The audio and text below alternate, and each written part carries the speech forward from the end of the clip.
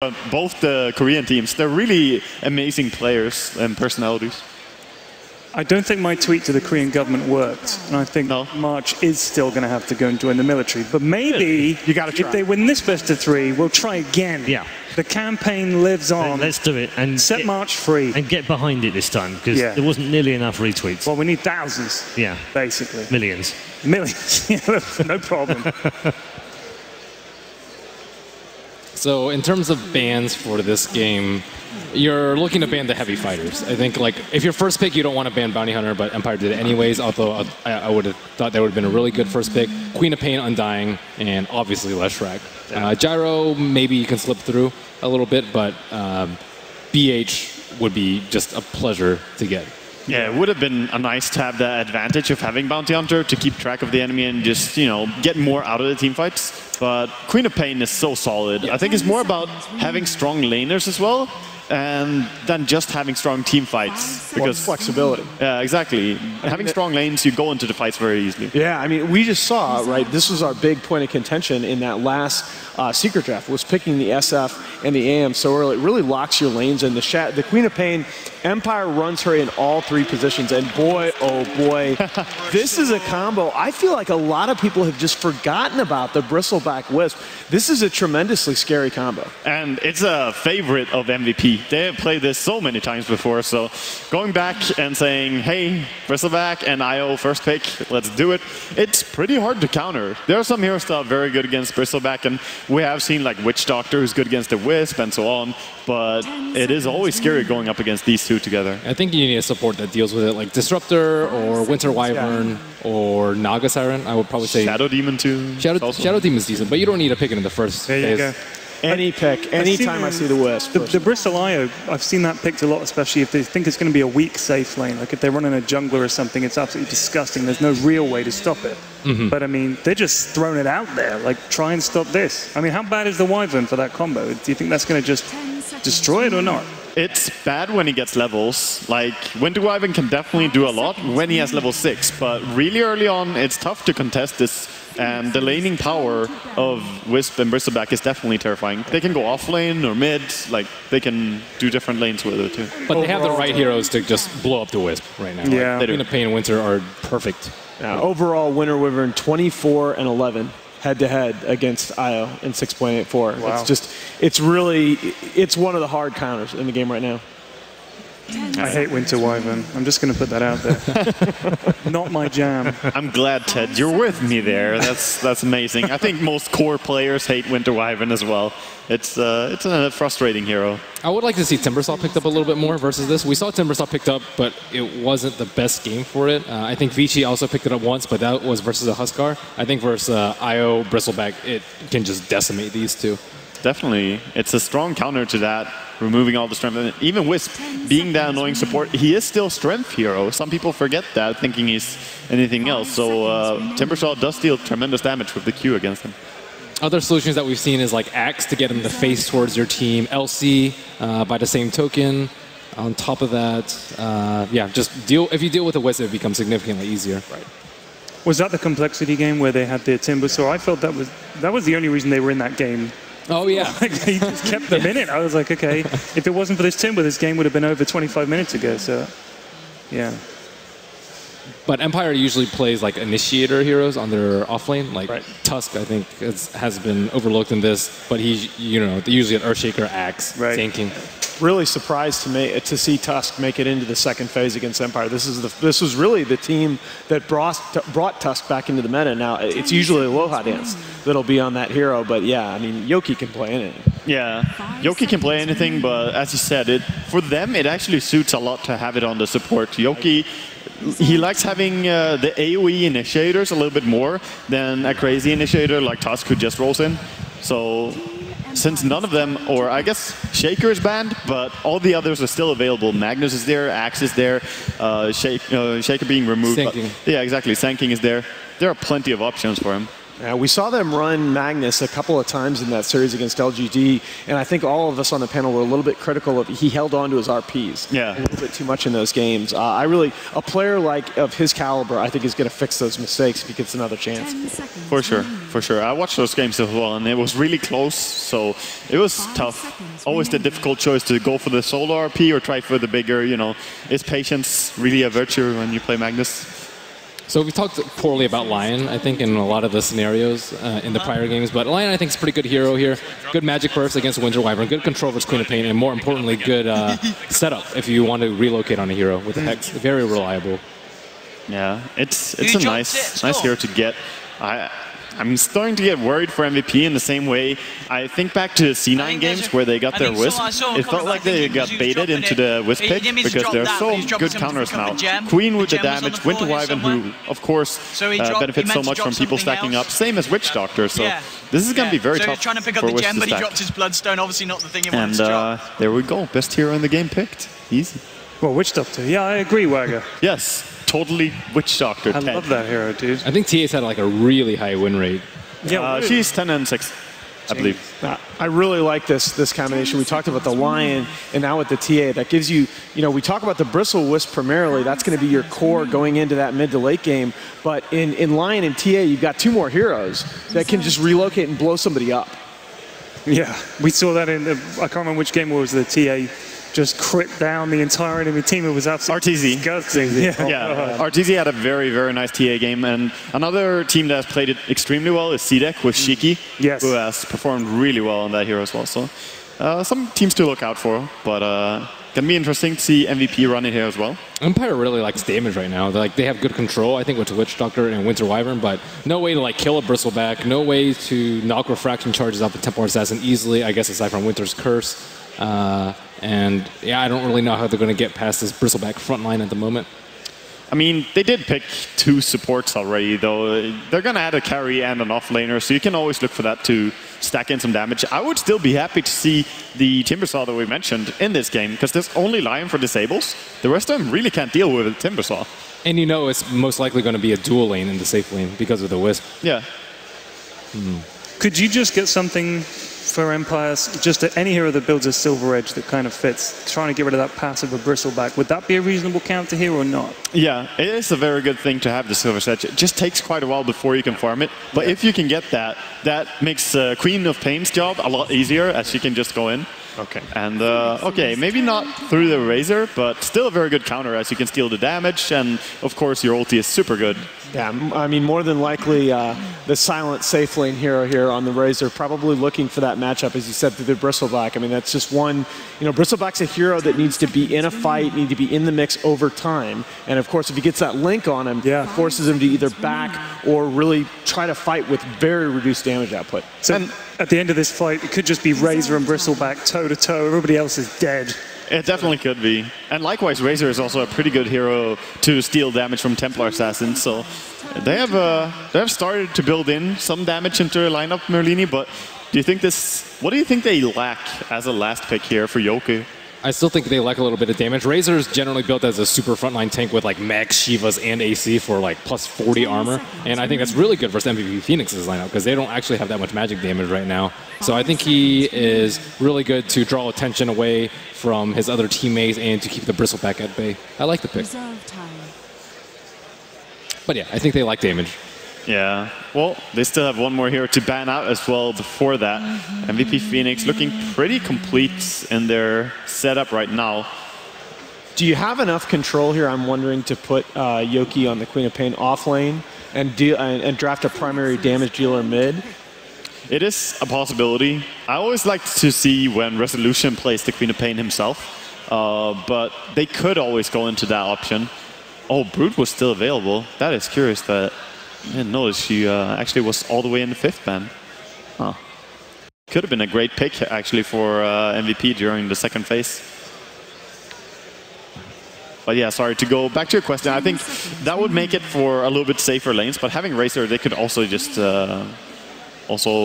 dominate 2 lanes with that. Wow, that damage, though. Yeah.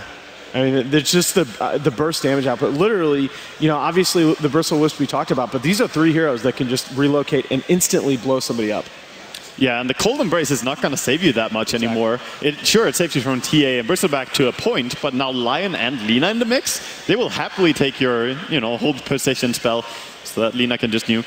Yeah, and it's worth noting that it's actually been the most common Queen of Pain player for Empire has actually been Silent recently. They've mostly run it safe lane. Yeah, safe lane Queen has been very popular during all of TI5, actually. During the group stage, it was popularized. So is this a Lina safe lane, or is it going to be Lina off? This is kind of what I expected to happen. That you needed a damage dealer mid, a mobility hero, and I think Storm fits the bill rather nicely. Yeah. This is gonna be curious. I think the lanes are really important, and both teams are gonna mind game each other here. So I think the early scouting is super important. We'll see what they can do. Okay, thank you very much, gentlemen. Yes, mind games galore. Let's see how it all shakes out in our first game. In the lower bracket with OD Pixel and Synderen. Hello, ladies and gentlemen, and welcome to the first best of 3 here in the lower bracket. Team Empire up against the side of MVP Phoenix in a best of 3, and it's going to be quite a best of 3 as well. Phoenix, they've proven a lot over the games that we've seen them recently in TI. And Empire, of course, a massive name with a massive following. Yeah, I do agree. I think the general consensus among the panel was that Empire go in as favorites. They had a pretty good series against LGD yesterday where they actually had a shot at winning that series, let's be honest. They could have won the first game, and they actually did win the second game. So LGD looking like one of the strongest teams in the tournament right now. But MVP, like you said, they did overcome Newbie yesterday, and they're in high spirits, which should not be underestimated. If you're feeling good about your team, if you're feeling confident, that can always give you that little bit of extra boost that you need to go in and win a match as underdogs. So I'm just happy to see IO Bristle. Absolutely. I agree 100%. I feel like this combo just doesn't get picked enough. Teams started figuring it out a little bit more and counterplaying it more, but MVP has had good success with this. It's the reason they're here, actually. I feel like as far as the wild card went, the IO Bristleback saved them, I think, 2 games in a row. At least once did they win an absolute key match with this, to my memory. So they're good at this. Yes, it's one of March's best. The thing is, though, we've got to remember they were talking a bit about the fact that Empire, they picked a lot of things that are very good against the Ibris. So they've got the Witch Doctor, they've got the Wyvern, and of course they've got the Razor, which is very nice against a Bristle who likes to stick around in the front of the fights and run around. That's going to be an easy damage steal with the static link for Razor, essentially. And in addition to that, they last picked the Storm, who is one of the best heroes against IO. You can always find the IO. Storm can most of the time simply just solo IO if there's no direct counterplay out of the stuns of MVP. And the only real counter they have that's reliable is Lion. So Nuts has to play a really good game here for Resolution to not take off and just roll them over. We're going to see both teams respectively grabbing themselves the rune. IO should have the straight up gold, thanks to that, to the bottle. So we're going to have the bottle, of course, straight out for IO. So it's going to be a very nice start for Febby. And it's going to be interesting to see where Febby kind of hangs around at the beginning. Are you imagining we're going to see him just helping out Kyo in the mid lane before going up to join forces with the Bristle? Or where does Febby kind of position himself here in the early game? I think he might have to go top immediately to get something out of this off lane for the Bristle. If Bristle falls behind, no, maybe not. At least for now, they're going to hang around mid. I guess this is the idea for Empire by moving in Aloha Dance here, is to force the IO to stay. This is not what MVP want to happen because they need a top. March is actually already in a lot of trouble here. Just look at Sound laying into him. He's almost going to bring him down here. He will survive. Oh, barely. One more last hit onto him and would have brought him down. Yeah, indeed. March going to be able to salve himself back up. But as you said, this is not going to be the nicest lane here for the Bristleback. Mid lane, TA is going to be given that head start by Febby here with the bottle, trying to help him out CS Resolution here on the Storm, but at the same time, Resolution's got the backup there of that Wyvern. And then kind of left is this bottom lane where you're running this safe lane Lina, who's of course being played by KP, and trying to farm up against Yoku on the Quap, which essentially is another lane that I kind of feel is going to be quite hard for MVP to play against. Yeah. No matter how well they play this bottom lane, they probably can't keep Yoku entirely away. And for him to go in and get an early level 6 has huge implications on the IO's ability to be a hero in this game. Queen of Pain is a hero we didn't even mention, is also very good against the IO. So Empire has put a lot of emphasis, like you said, onto counterpicking that element of MVP's draft. And all in all, just looking over the picks, I feel like what Empire has done really well is they've countered the physical parts of MVP's draft very well. The Bristle and TA are going to have a very hard time against the Winter's Curse as well as the Cold Embrace. But then again, they have a core Lina to try to compensate for that. Getting a lot of farm on a Lina is exceptionally good against Wyvern. Mid lane at the moment, QO 11 for 6 against the 6 for 0 of Resolution. QO having an absolute great time here on the TA, really shutting down the Storm Spirit. Top lane, they're chasing down March and Silent. He's got a very, very good static link off here. 70 damage, 84 damage stolen. Febby could be in trouble. If he gets in range and Silent's right clicks and well low does with the slow, they'll be able to find themselves first blood, and now they're going to look for more. The damage from Silent is just too much, and it's going to be a second kill there up at the top of the river here for the side of Empire. What a start there for the Dire. Yeah, Febby had good intentions, but essentially just ended up getting himself killed in addition to March. I think if he doesn't tether, they lose March, and he wanted to try to bail out his buddy, and the help a friend syndrome that gets you both killed. We see that from time to time in Dota. Teams have got a lot better at it than they were some years ago. Back then, it was very common to try to help a teammate who was in like ridiculous trouble and just get killed yourself. But it is, it's a thing. Bottom lane, Yoku just trading hits there with Nuts, backs himself off. Has to be careful now, of course. Nuts, he's hit level 2, so he's got both the Earth Spike and the Hex here. And combo with KP spells, they'll be able to do a good job at trying to burst down that Queen of Pain. Back towards the middle, low Dance coming to help out Resolution. And Resolution really does need help. I mean, 20 to 11 against 11 for 0. I mean, the Storm, he's got quite a way to catch up with the TA. Yeah. It's the only lane Empire really need to help, though. So they could easily even rotate both their supports in here to try and even get a kill on him if they felt like it was a possibility for Always One to Fly as well as Low Dance to do that. But instead, they're going to focus on top. March, again, being drained. Again, 70, 80 damage here. Not going to dive far enough, but it's such a tough lane here for March. He still manages to find a fair bit of XP. Has hit level 3. 1 CS. But yeah, the CS is certainly not there for the Bristol. Healed up here by Febby with his ball. He's still distracting Silent decently, I guess you could say. Silent only sitting on 14 CS in the safe lane to the 20 of Lina because they spend a lot of time diving for these attempts at kills, and, well, it's been 2 successful kills as well. So at least they've accomplished that here. And QO is doing great. So, yes, as Nahas pointed out, QO is a very explosive player, and he's got incredibly good stats from his competitive games. One thing to keep in mind about those stats, though, is, of course, how many of the games have been against extremely top-tier caliber teams, right? A lot of QO's games, of course, back from South Korea with a less competitive scene, so can skew the stats quite a bit there. I believe some of the stats are from there. That would... Yeah, I mean, I think so. But I mean, the thing, of course, about it's impressive no matter what. They've come to an international stage and proving that they can perform on an international level. Absolutely. And standing up very nicely to some of the big teams. And of course, yesterday, as we saw, knocking out the defending champions. And definitely a team to watch. Mid lane, Low Dance still trying to create some space here for Resolution, hanging back there in case QO goes too aggressive onto the Storm Spirit. He's still yet to find level 6 in the side place. He's got to be careful here. Storm taking a heavy bit of damage. Top lane, Bristle able to find himself a little bit more of the XP, getting himself up to level 4, but always want to fly here on the Witch Doctor. Getting the pull through to the side. Mid lane as well. A little bit of a wraparound here from Mark Febby. Maybe seeing if he can tether up to look for something. They've got the slow here with the trap from QO. They're going to try and dive for this. They've got to be careful though, because the Low Dance Resolution are ready to try and turn around QO. Yeah, he's got this double damage rune. He has got refraction in a second. He's going to go back in with it. There's your refraction. Moving back in with the boosted damage. Trying to see if he can find anything, but he can't quite. Gets the slow onto Resolution, but not quite able to dive deep enough for these two. But still putting a heavy amount of... Oh, look at... Maybe seeing if he could get a cheeky side play there, but it's not going to happen. Low Dance played that exceptionally well on the Winter Wyvern.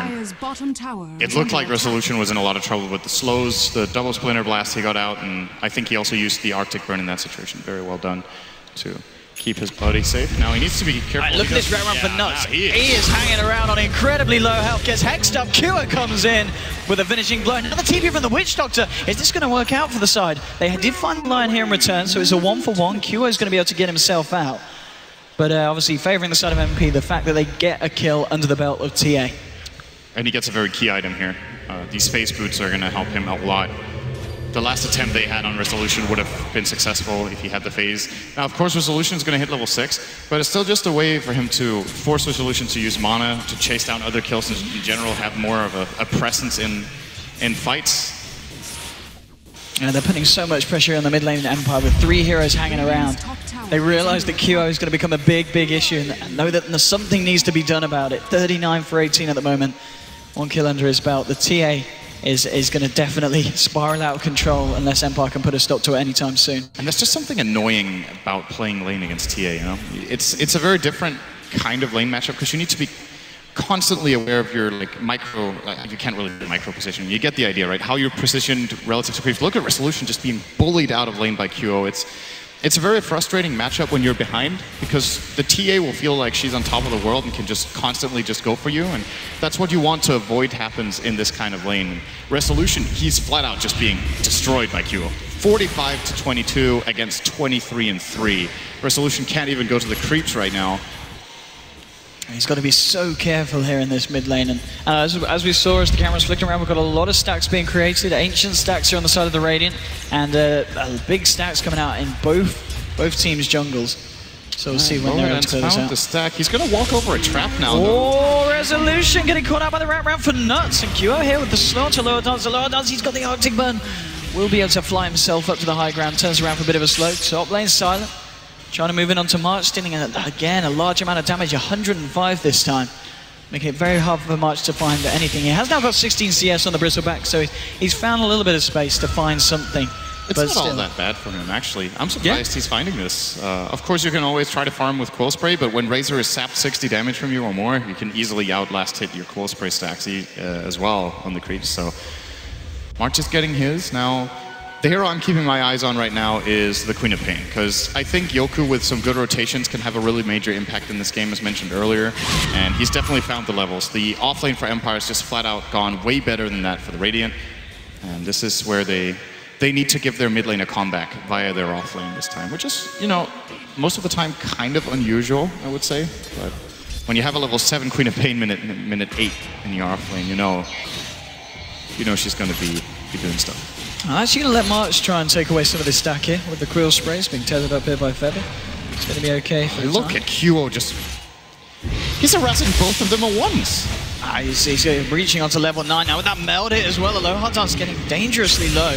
Resolution actually zipping in here. They're teasing QO. They're planning to try and go for it, and they're going to get it with a wraparound from Yoku. There's your offlane rotation you're talking about with a Sonic Wave onto 2. Double kill for Empire. Yeah, they got exactly what they wanted. They wanted QO to try to commit a little bit too far up. They already have the sentry placed in the middle of the river, so Meld did not save him from the aggression. He ends up paying here, and there's kind of no trade-off. Maybe a little bit. KP is doing some pretty good damage on the bottom tower with his Lina. Going for treads into Yules, as it would look right now. And I'm very curious about which direction they take this Lina in. I think a lot of the times when we see Linas being played in the safe lane, I feel like teams forget about the ability to make this hero into an actual right-clicker late game with Fiery Soul, which is absolutely ridiculous for attack speed. But in this game, they already have it covered. So I think he needs to go for a utility caster build. I would like to see the Yules being Yules into maybe straight Ags, perhaps a blink along the way, and then maybe a refresher. Talking about really Lina. hard burst. They're smoking in on her 3 of them. They've got the Winter's Curse available if they need it. They're just going to zip straight forward onto KP here. Yoku comes in as well. Makes short work there at the Lina here on the bottom lane and putting Yoku now on a killing spree on this quad. Dire's middle tower is under attack. This is certainly looking good for Empire in that sense. QO trying to use the space here to get some pressure onto the mid. Still sitting at the top of the net worth here on the TA. Coming up to 1900 gold. Has yet to build into his first item. Getting the slow here onto Always Want to Fly, but he's just going to drop the death ward, and with the bounces, actually bouncing towards QO. Silent coming in as well. Does get stood up, and QO only just living here through that one. Does get the refraction out to avoid the Maledict damage mid lane. Nuts is going to fall though. And now Silent, he's looking for more. Stealing the damage of QO. QO, can he quite find it? The bounces! The cask, and now the plasma field. QO's down. The resolution coming in. They'll find Febby as well. Double kill for Silent. Empire coming out on top every time here. 11 minutes in, 9 for 2. Always Want to Fly just played that perfectly. The setup he finds first off with the Death Ward, forcing the TA out, just putting TA in a position where she has to get the help from Io, and then once they tandem together up in the jungle, he also gets an incredible cast. That was beautiful to watch from Always Want to Fly in that situation. Very well done. We're seeing at the top lane Febby, tearing up with March. Still yet to hit level 6 here on the IO, halfway through 5. He's coming in to harass Yoku, but at the moment it's certainly Empire here with the lead, and they've done a good job at helping out that Storm in that mid lane, in which he was having a pretty nasty time, of course, against QO's TA.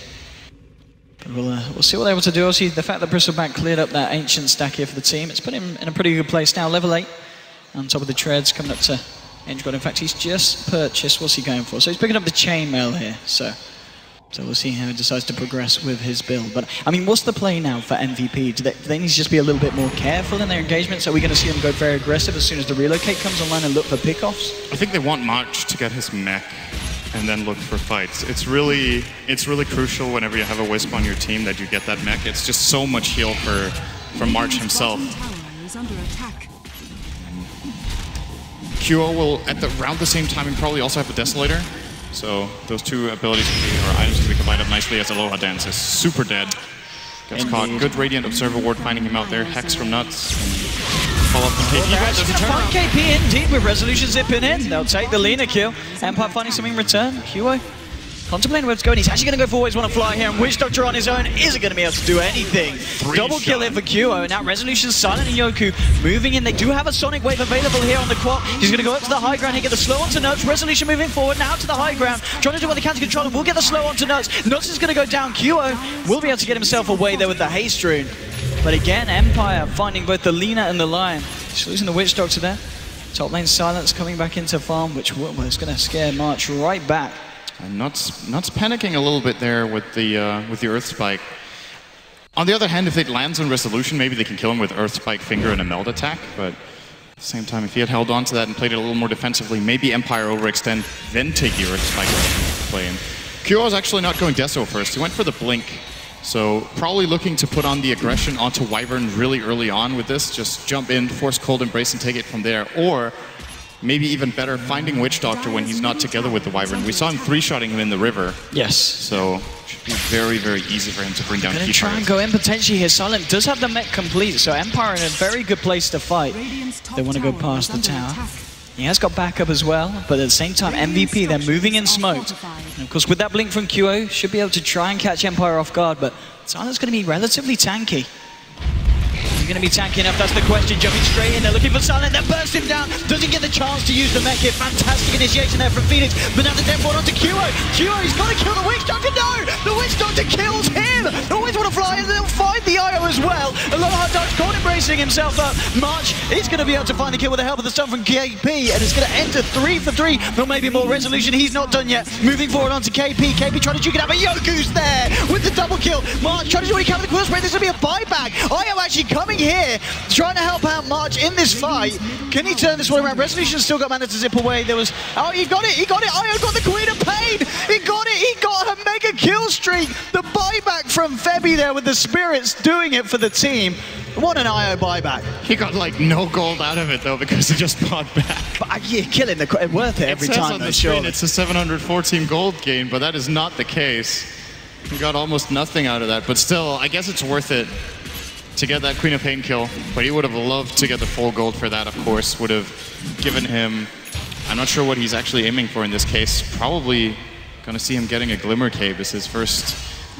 I don't know if you can call Glimmer Cape a major item, but for an IO it is, I guess. All right, he'll take the tower instead. Well, mid lane Q in a lot of trouble here, going a little bit too aggressive, too close to the tower, and Empire to capitalize on that and get the deny as well. QO just overstepping the mark there in the mid lane. 8 to 16 now at the moment. Top lane, we are seeing the side of Phoenix hang around here. That's trying to get some warding down. So he's going to be fine for the time being. He's got the Quap up there, but hasn't got the Sonic Wave yet available. Not looking to jump back in. Bottom lane. Maybe moving in here. Always Want to Fly. He's around here with Silent on the Razor. March on his own. And also Resolution coming down the river here as well. So, of course, March, he's got to be careful on this Bristleback. And they're going to go from here. He's all alone. Always Want to Fly will move in, and now it's Resolution zipping forward. March standing alone for too long with the Death Ward as well from Always Want to Fly. Bristleback just going to evaporate. No backup there from the side of MVP. When March plays Bristleback, he's not used to dying this fast at minute 16. With the other games we've seen from MVP, his Bristle hasn't been counterpicked that hard. So you can easily get into a false feeling of safety. There is going to be the static link available. Oh, with the backup from the stun from KP. Febby there with a relocate, very nicely securing the side of Phoenix, that kill. Resolution here with an Invis rune. Is he going to try and fight this? He's got the backup of Yoku. Yoku's got a Sonic Wave available. QO and KP sticking around. Resolution's going to go straight for KP. Looking for the leader, but the KP will get the stun. And now the terror from Febby. KP's going to lift the Laguna Blade. He turns it around, takes down the Storm. Now with the stun from Nuts, the Light Striker Ray. KP finding himself another with the team there. And fantastic performance from Phoenix there in their own jungle. It costs Empire so much that Yoku hesitates for a moment there. He actually has the opportunity to get a 2-hero Sonic Wave, one of them on the Wisp, and the other one I think could have maybe been the Lina in that situation. I'm not sure if that was the target he could hit, but waits a little bit too long in resolution. Does Yoku go for something risky here? That's the question. He's got to always want to fly around as well. This is not going to work. There's no. They're just going to let them take it. So we'll see QO here pick himself up the Aegis. This is the best thing that could happen for MVP. One mistake from Empire. 3 kills, Roche, and closing in on the next core item for Templar Assassin. Less than, how much is that remaining? 1,600 gold remaining for the Desolator, if that is the choice for QO. I think it has to be. I don't think you can go BKB first here. He needs to output the damage. So the Bristle isn't doing too much of it for now. Wanting to come in on the mid lane, gets some pressure on Silent. Now with the Static Link moving in onto QO. Don't want to dive too deep for this one. Has got the backup here of Yoku.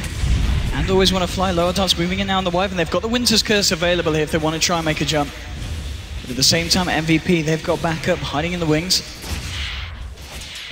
They're just going to try and hold their position for the time being. It's actually the full 5-man now of Empire, converging around the mid lane. Have we seen the Winter's Curse yet this game? I don't think we've seen, not a big kind of team fight winning one yet coming out from. Have we seen one at all? I can't remember. It's weird because he's almost level 9, and usually at this point the curse has been used once or twice because it's such a good ability. Lane, they want to try and go for Yoku. A blink into the tree line is incredibly low. March can find the Quill Spray. Oh, it's just not in range. Yoku's going to be alright. March turns attention towards the Lower Dance. The Lower Dance with the corner brace buying himself time. Yoku with the Sonic Wave trying to get Femi. Now a resolution going in to finish it off, but Femi, he's trying to level. It's not going to be enough. He will go down. March unable to save him there with the mech, but QO's the one trying to clean up here. Diving deep, looking for always want to fly in the tree line. Will he find it? The urn. It was enough heals, but now the trap giving him vision. The cast holding QO back. The Witch Doctor's going to escape for the time being. One more hit will finish him off. QO finally finding the kill. Now Yoku, what's he going to be able to do here? He's going to hold the TA in place here with the Yules, but he's got to blink away. Can't stick around this QO TA, who now to the back of that fight, coming up to the amount of gold needed for that second Mithril Hammer. This TA is getting out of control soon. We just saw the first Winter's Curse of the game, and it was he used it way too late. Io and Bristleback just got away from each other, so it dealt 0 damage, just held Io in place, and Bristle was zoning them out anyway, so kind of a 0 impact one there, and it's pretty unfortunate here for Empire as MVP again capitalized a little bit on the situation. I think they got a 3-for-2 exchange all in all there. I do believe maybe it was a 2-for-1. That's a completed 3-for-2, I think. Completed 19.5 minutes in Deso Blink. This is how fast it can suddenly go. When you take a couple of bad fights and the enemy team gets Roche, QO is starting to get really big. With this Deso, I think he can 2-shot the Witch Doctor, who does not have a Ghost Scepter, isn't even remotely close. Same goes for the Wyvern, who has to have really quick reactions on the Cold Embrace. And even if he does, as we talked about, there's both a Lina and a Lion with those very scary lasers.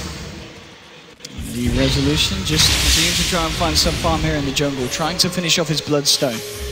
There's the point boost to 1,700 gold on top of that in the Soul Ring. And we've still got to remember the Silence farm here, of course, on this Razor, looking very good. He's only 400 behind the TA. They're actually going to smoke up here now, the side of Empire. Can they get a jump onto Phoenix? Moving towards the Ancients. Febi's actually going to dispel the smoke on the side, and Resolution just going to go straight in for the Io, but they're going to be able to keep him alive here, holding them back, and they might even turn this one around. MVP. Deathward has been dropped, but it's KP for the low round of the Guna Blade onto Silence. Silence taking a lot of damage. The Deathward from Always Want to Fly. It's not quite enough. Bristleback's going to live finally goes down here, but he got himself a double kill before falling. 4 heroes dropping on the side of Empire, and that was a smoke gone wrong. MVP are in such a good position on the high ground. It's like the best place right now for Lion to fight. And KP gets a really good angle there with the Lina as well. So, oh, we're going for just going back to base here. He's just refilling his bottle. Surprised he didn't bring a friend. He could have refilled all of Lina's health and mana as well there. But, well, regardless, fight 1 for MVP. Look at the graph now as well. A massive breakaway, heading towards a 7,500 advantage straight off the back of that fight here for MVP. This could just be a day of upsets. I mean, we just saw eHome taking Secret 2-0 in that series. I felt like eHome had going into the series, I felt like people were favoring Secret too much, but I thought eHome had a good shot at least winning one game. But for them to 2-0 in the fashion they did, I think very few people would have imagined. And now, MVP going in as underdogs against Empire. They've got a pretty good grip on this game right now. It looked like Empire had them counterpicked and cornered pretty well, and that the early game was going their way, but a couple of bad decisions is putting MVP in the driver's seat all of a sudden. QO, he got the Desolator. When was it? 2 minutes ago? Yeah, he's got 19 and a half minutes in. So in the last 2 minutes, he's had a GPM of like 950. That's pretty good. Just going to hide here in the jungle. Aloha Dance needs to be careful how close he comes to the side of MVP Phoenix. QO. They do have these Radiant Wards all around, so he sees the Wyvern here. Isn't going to make a jump for it as of yet. He's actually moving in now. Nah, just going to take the camp here. No one's going to make a jump as of yet. Always want to fly. He's looking for the D ward. It might be his last one as QO is going to try and move in here with the slow, with the trap. The car's coming out. Isn't going to bounce. They're able to create enough space between the two of them. Always want to fly. He's going to be cold, embraced up and now silent. Moving in here with the static link, getting a fair bit off of QO. Is already over the hundreds. They've got to be careful fighting into this one, MVP. They just need to get themselves the hell out of there. Silent with 168 stolen damage. And MVP will just disengage for the time being. I think did QO miss his first meld strike, or did he just not get it off? Because he had it on cooldown, I think, when he wanted to use it, and then the perfectly timed cold embrace here from Aloha Dance saves the day for the Witch Doctor. By the way. I mean, the fact that even though Empire didn't find the fight, they were forced back. MVP finding space here to find this tier 2 on the top lane. Seeing a bit of a split push coming out from Resolution on the Storm on the bottom lane. Tier 2 on the top will go down. Resolution just trying to work that wave in towards a tier 2 of his own. And he's, I think that's, yeah, the completed Bloodstone now finished on the Storm. 23 is very slow for Resolution standards. And it's even with 4, 2, and 10, right? You look at his kill death score and you feel like, okay, this is actually pretty decent. He could have it at sub 20 with that, but not in this case. His CS is simply too low. 88 CS at minute 23 in that mid lane. Generally on Stone Spirit at this point in time, you want to at least have cracked the 100 and preferably a little bit more, but MVP has forced them to fight a lot, and in addition to that, he just had he had a poor laning stage. It didn't go the way he wanted. Oh, and March now on the Bristleback. He's got a completed Crimson Guard on top of the mech 23 minutes in. Yeah, and speaking of bad laning stages, March had a really hard time in the early game as well, and now he's pretty much up to par with what you want to have at 24 minutes with an off-lane Bristle, maybe even a little bit ahead of it.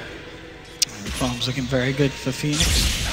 Resolution is going to get scouted out here, but nothing with the lockdown in the neighborhood. March starting to get this lane pushed in. At the same time, they're looking towards the bottom as well, Phoenix. Getting that lane pushed in as well, see if they can find this final tier 2 from the side of Empire. And this time, I mean, it's going to be fairly hard for Empire to try and jump in on this one, especially March with those items that he's got here to benefit the team in a team fight situation. They have to find a good Winter Curse. It's been the key ability that's been lacking in this game so far for them. They haven't really been able to find the angles, but now with the Glimmer Cave, it's a lot more possible for Aloha Dance either to sneak in and do it, or at least to get a cold embrace into Glimmer Cave onto a friendly target that gets opened on. Moving in now. Give the tower up for free. Okay, bottom lane. No, she's going to blink in on this one, and now with the relocate, they're going to be able to control Resolution, bringing in Q with the damage! Blowing up the Storm Spirit. Not a chance in hell for him there. This is a very classic ganking pattern you try to apply when you're playing against one split pushing hero, is that you push a tower with 4 or 5 heroes together in the lane, and it gives the enemy split pushing hero a false feeling of safety, because he'll still be seeing the heroes in the bot lane as Lion jumps on him, relocate, easy kill. Of course, it's easier with Wisp than it is with TP scrolls, but the concept is the same here, and MVP showing good understanding of how to find I want to fight. Yoku right going into the setup with the Yules, looking for the IO there, trying to force him away from March. Febi's going to look for the straight up TP, and he's going to make it as well. Febi's out of this fight. It's going to be March. They're trying to chase him. They look for the Splinter Blast to connect. It won't do so. So he's going to be A-OK, and Empire unable to find anything with that aggression. And meanwhile, Kyo is just farming. He is actually, so if you remember the game you probably do, it was 30 minutes ago. Remember the game of eHome versus Secret, the second game? The TA of CTY got ridiculously farmed. I think that was a minute 27 Daedalus he grabbed. We're looking at a similar timing here for QO. His net worth, he's just way ahead right now at minute 26. Only 350 gold to go. Very, very rich on the temple. This is certainly going to be an issue for the side of Empire. I mean, they have got a lower dance, of course, with the Wyvern, with the Cold Embrace to help out against the TA in these fights, but it's just a question of whether it's going to be enough when it comes to a full 5-on-5. Roshan's going to be back up in 10 seconds. And of course, well, MVP's lineup are going to be able to take it so quickly if they get their hands on it. Especially with the amount of damage and items that QO has now got on this TA. Okay, he's going to go for a Bloodstone. We're seeing this build more and more popular in this tournament. It's kind of I don't want to say it's become the standard for safe lane lead, but it's definitely been picked up on a couple of occasions. Yules into Bloodstone. Over Resolution is going to find the courier here, but the Daedalus was delivered just in time. They managed to get the Daedalus to QO. Now the relocate forward. Oh, Witch Doctor. He's going to need another Doctor up. That was brutal. And out the back of it, they're just going to go for Roshan. And I don't know if Empire can do anything to contest this with a hero down. I don't know if they'll be able to do anything with a full one. That's just the amount of power that QO's got behind him now. And they even have an IO to back him up. That's the crazy thing. They picked IO Bristle, but something I really like to see is when teams pick IO, sometimes you can combine it so that it has 2 good partners, maybe even 3 in the draft. Templar Assassin with Overcharge is ridiculous at pushing towers, so they don't necessarily have to pair it with March all the time, since March can hold his own with a Crimson Guard, Plate Mail, and Mech. And they can just overcharge QO, and he can get the job done really, really quickly with that attack speed, and of course the tankiness. Here we go, up to the high ground. Right now. What can Empire do to stop this one? The tier 3 falling incredibly fast here. Silent moving forward. We've always want to fly. They've got all their ults available. Just going to blink back here. Starting is going to be down, and this is going to be a good opportunity for QO to just go back in, starting to hit away. Moves on to Razor. He's going to set up the light strike array, but now Empire moving forward. On the side, he got caught. Only just getting himself back up to the high ground here, and off the back of that, MVP might be ready to go. They know that the storm's down. He's had to go back to the fountain, but QO a little bit too low. Okay, they're going to keep QO safe. They don't want to waste the Aegis as of yet. Yeah, they blew the Finger of Death from Nuts there as well, so... They're going to take him back to base. Okay, bringing QO back.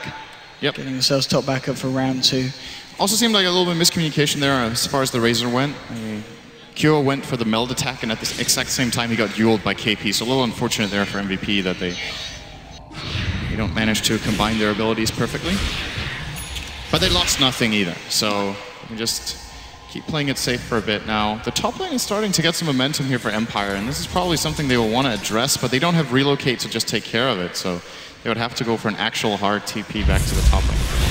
I think they'll be content if they can find. Oh, Razor could be trouble here. From this March moving forward to Silent. It's got the cold embrace here. It's going to be fun for the time being. We're going to play through another 10 forward in a very nice position here, doing a bit with the Sonic Wave. Febby getting low, but they've already killed the Wyvern here at the side of MVP, and they're looking for more. Silent, he gets stunned up. March trying to move in. He's just 2 down. Tanky Resolution's out of mana, and there's the damage for QO enough. He's trying to get himself in. We'll get it. Double kill for QO. 1, 2. He needs one more. That's going to do it. No, he needs the final one. He's got it. It's a triple kill for QO. Now Silent chasing down March. Will find the kill with the help of Yoku and Resolution. And it's in fact just QO that's left alive. Will be able to blink himself out. Resolution is not happy. He wants QO dead. He's going to be able to, well, it's going to be the Karina playing there with the Yules, holding QO in place. QO just trying to turn it. He's got the Aegis. And they've got to kill him a second time here. They've got to be careful. QO is a bit of a glass cannon. He does a hell of a lot of damage here. He's just going to try and meld himself up. They haven't got detection. And QO, he's out. Blinks away. No! Oh, he tries to find Yoku as well. Won't quite get away with it. And Resolution trying to zip forward. He's only got a little bit of mana. Oh, you want to go? Oh my God! Now QO's going for more. He's looking for Silent. He's going to get him. What? Oh my God! Double kill for QO. This man, you can't kill him. You don't want to kill him because he'll turn around, he'll kill you, he'll kill your friends, he'll kill your family. My goodness, this man he's a maniac, and now he's going to go for the base. Fortification coming out for the side of Empire. He's just ready to go. Oh, Yoku, you know what happened? Yeah, you've got to blink yourself away. He's fine, he's got refraction, he's good. No. Okay. Oh, Laguna Blade there, that's definitely refraction. Okay, he's overstepped the mark this time. QO's going to go down. Archer on the front line, Febby. She's doing a fair bit to a low hard dance. KP with the stun onto Silent. Febby just helping KP get himself out. It's going to be a re-relocate back out. March is on his own now. And he's in a bit of trouble. He's going to need some kind of help. I don't think it's on its way. He's been left alone. Zipping in. They'll find the kill. And okay, they do kill QO. So they find a lot of things in return, but it's still QO. He's still about 4K ahead of the Queen of Pain. It's very easy after getting a double kill like that to just feel like there is nothing that can stop you at all in the game, but there is a limit. Going to knock on the enemy tier 3 tower with essentially, I think that was a 2-on-4 situation against plenty of damage over time effects to remove refraction is not the play in that situation for QO, so... Resolution. A little bit too excited there. Needs to be careful of Nuts with the blink here. He's going to go straight in here. There's a TP from the Lina. Corn Embrace. I don't know if that's going to help him. He's been Glimmer kept up as well. They've dropped a sentry. They've got the vision, but now he's just going to zip straight in. Resolution looking to pick off Febby here. Can he find the kill? No, Febby with the Glimmer Cape. He's going to be okay. Resolution can't find that kill. Gets himself away. Oh, what's he found? He's found Nuts. Nuts, oh, looking for the stun. Resolution actually out of mana here. Nuts should be able to chase this. He's got a blink in a couple of seconds. He's screwed. He's got no mana at all. Yoku is there. Yoku needs to do something to help him. Yoku picking up an Invis Rune, bottling up as well. They've got a Sonic Wave. They should be able to do something if they want to try and fight. There's your Sonic Wave, bringing Nuts slow, but he gets tethered up by Febby. And KP and Nuts, they want to look for more. Moving into the dire jungle here. Relocate. They're going to relocate in for Hodge Nuts with the finger. It's the global finger. And Aloha Nuts getting low. He's got the cold embrace. He's going to be fine for the time being, but no always want to fly, getting picked off by QO. And now Aloha Nuts is going to go down as well. Two heroes falling on the side of Empire. And I've got to say, the IO performance has been fantastic this match from Febby. I was about to say that was a really good play from Empire. The way they bailed out Resolution there was actually really good. Of course, the relocate will catch them on the way back as they thought they were safe. Now their barracks are under attack. I don't know if they can hold this. They have to buy back the Wyvern. They've got to get it back. At least to have a chance. Oh, Resolution, he's trying to do it with the Vortex, pulling him, but March leading forward here. Just harassing them back. He's 2 down, tanking the Bristol back. They've got to try and fight around him here. Oh, no one else. 1-2. QO finds the kill. He's going to look for side at 1-2. It needs a third one. 4-1 maybe. There we go. He's got it. It's a double kill, and now he's going to move in for more. Resolution trying to get back with the stun. The Light Striker Res, a triple kill for QO on the TA. Now he'll go for the ranks here with the back of his team. 3 heroes down on the side of Empire. None with buyback available. Yoku. Yeah, I was going to say you want to blink away from that one. They're going to look towards the tier 3 in the mid. And Empire just falling apart at this point. This could be the winning push from MVP, or at least a very damaging one if they find a further set of racks. It's going to take pretty much a miracle at this point for Empire to be able to hold their base. They're going to lose. Oh, he's got it! He's got it! EG! Save him! Save the Witch Doctor's humility! Don't put him up against this anymore. It's over. MVP take game 1 in an incredible fashion, Sin.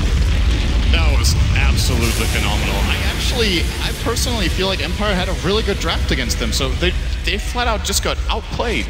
They lost their mid lane really hard, and MVP just, you know, this is what I was saying. They're playing like a team that has so much confidence. QO in some cases had like too much confidence, but overall just very, very solid aggressive play here from MVP, and Empire